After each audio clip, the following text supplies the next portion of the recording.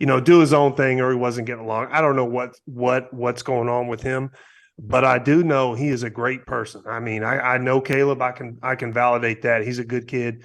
He does work harder than what probably people think. I go into the Smith Center randomly in odd hours just to go there, work out when I'm in Chapel Hill. And I ran into Caleb multiple times just in there getting some shots up. Always says what's up. Great kid. And also, after the last game of the year, if you watch the interview, Caleb specifically said, I want to play in the NIT. He wants to continue the season. And I respected that. Kid wants to play, wants to go play for something. And he's always carried himself, in a respectable way. But I will say his body language was bad at times. There's no denying that. That's being truthful. But I wish nothing but the best for him.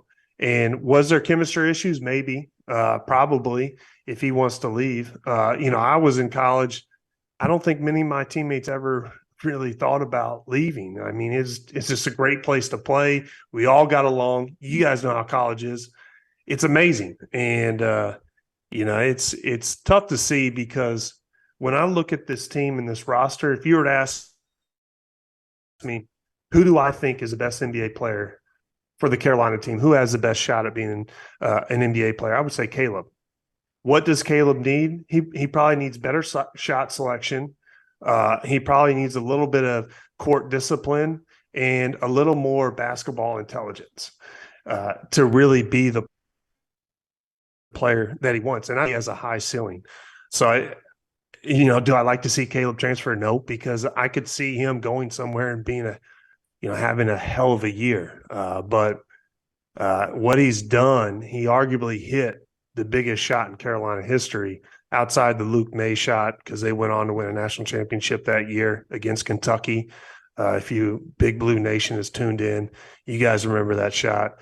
And then the shot he had at the Final Four last year. You just couldn't help yourself, huh? I couldn't leave it out. And so I love it so much. The shot that he hit against Duke in the Final Four will go down as one of the biggest shots in Carolina history. And I'll always remember and thank Caleb for that one. Yeah, it was was it over Mark Williams, right? Yeah. Yeah. I just the image, there's a picture of that shot. It's from like directly behind him, and you could see the ball in the air and the arc and just how high Mark Williams handed. Like that was an unbelievable shot. I made this comparison the other day. I'm curious what you guys think about it. To me, Caleb Love is kind of where Marcus Carr was in 2021. Everybody saw the talent when it came to Marcus, right? Everyone knew how good this kid could be if he put it all together in the right way. And he leaves Minnesota where he averaged I think it was 19-5 or something, like crazy numbers, but it's horrible efficiency numbers. Didn't really shoot at a high level, took bad shots. It was all the stuff you just mentioned, the decision making stuff, right? Like make smarter decisions, take smarter shots, be smarter about kind of integrating on the court with your teammates, kind of a thing. And he gets to Texas, and it was a little bit of like a transition, but he got there this year. He was an All-American this year. He was as good as any point guard in college basketball this year. And again, that's like a little bit of a down year in college basketball for point guards, but he was terrific. He had 16 points, 4 assists, shot 37% from 3 for a team that won the Big 12 tournament, finished second in the Big 12, and made it to the Elite Eight and came within like 3 minutes of making it to a Final Four.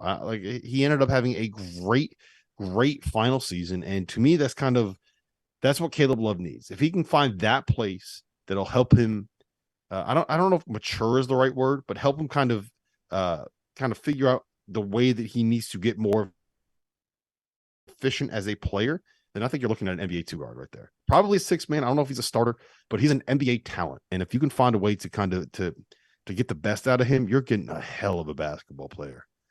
Mm-hmm. So here's where I would push back on that, and then I want to throw it back to Tyler for his response to you, Rob. But I watched Marcus Carr at his entire tenure at Minnesota, right? I'm a Big Ten guy. The difference that I think it prevents that from being a spot-on comparison is that I felt Marcus Carr's inefficiencies at Minnesota were largely due to just the people around him. Like Marcus Carr needed to go out and take some horrible shots and try and beat everything for a Minnesota team that just didn't have really anybody around him to help. It's probably fair. Then he had to figure out how to work himself in to a really talented Texas team. And it took him a full year to get there. And then by the time he did, it was like, oh, wow, this is working. Caleb Love has experienced almost the reverse, right? It's like he's been surrounded by supreme talent the entire time he's been in North Carolina. They had the really, really hot stretch where his shots were going in, but I don't know that his decision-making was ever what you would hope it would be with the types of talents he was playing with to the way that Marcus kind of got there 2 years down the road. Is that fair to say, Tyler? Maybe. I'm not. Boy, this would be a knock. Supreme talent might be like just a little stretch. I mean, Armando had a really good year. He's put up some great numbers, but this is still a pretty, inexperienced, before. Boy, you're right there, Greg. I mean, I'm trying to think. It's tough to make the case that they weren't talented when they went to the national championship game last year. I mean, RJ Davis has really improved. He's shown that he could shoot. Armando, we've all seen what he's done. What was missing from this team is probably leadership, and is probably a little bit of court discipline. Obviously, the bench could have been implemented a little bit better to give these guys some breaks and not rely have a sub for when somebody's having an awful night. But yeah, I would say that the thing with Caleb, I felt like he put too much pressure on himself to have explosive big games. And there's nothing wrong if you're on a talented team and you sacrifice a little bit of scoring to win ball games, get better shot selection, and improve other areas of basketball.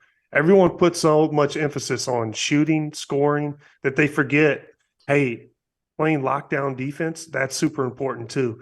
Going after loose balls, getting steals, making winning plays, that's a huge part of the game as well. And I just felt like this team, not just Caleb in particular, if they weren't scoring, they let it affect other areas of the game. And that's where I had a problem. Specifically this year, it felt like kids were putting too much pressure on themselves.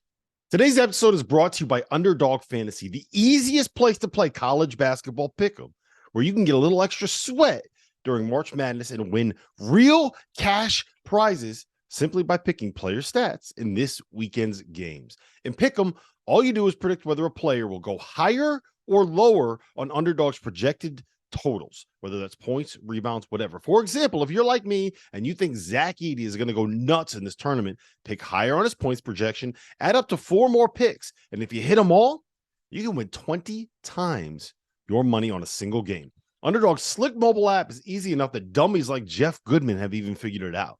So go to UnderdogFantasy.com or download the app and use the code FIELD, FIELD, and Underdog will match your deposit up to $100. Now is the time to get in on the madness. So remember, UnderdogFantasy.com, promo code FIELD.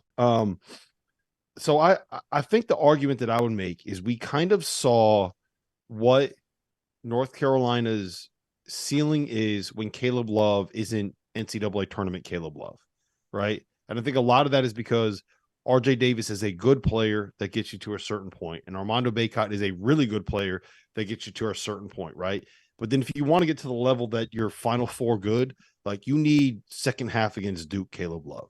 Like you need him doing that every other game. You need him playing at that level and having the confidence that that's who's going to show up. And I don't want to get into the dynamics of what's happening in that locker room or the relationships between the kids there, because like it's probably way more complicated than we can put on it in like a 3-minute segment on a podcast, right? And like, I mean, we all went to college, man. We know how difficult college can be when it comes to friends and all that kind of, like, there's a lot of emotions going on with anything. Either way, I think we saw what North Carolina's ceiling can be when Caleb Love is not like elite. And I do think that's to just kind of go back to your point, but I hope that it works out for him. Yeah. Right? Like he's such a talented dude, and sometimes fresh starts are all you need, and we'll see where he ends up. Let me ask you guys this. Greg, where do you think a good spot for him would be?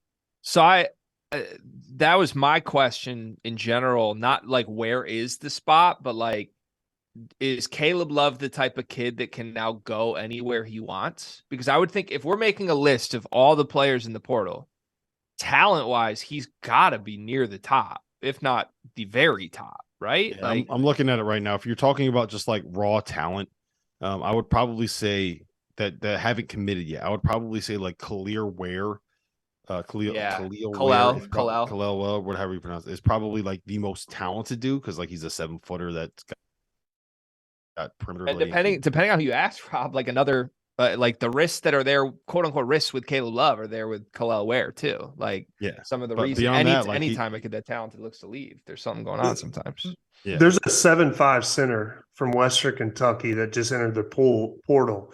I think he's going to be a pretty big player next year. I don't know his name, but I've seen him play a few games. Arion Sharp. I think he'll be a pretty good portal pickup for somebody. But if I'm thinking about where Caleb goes, where I think some good schools, I mean, Dennis Gates has done a good job at Mizzou. I'm not sure if they're interested. Arkansas. They didn't have a lot of good shooters. They like to get up and down. I can see Caleb going in a system like that. But those are the only two schools off the top of my head.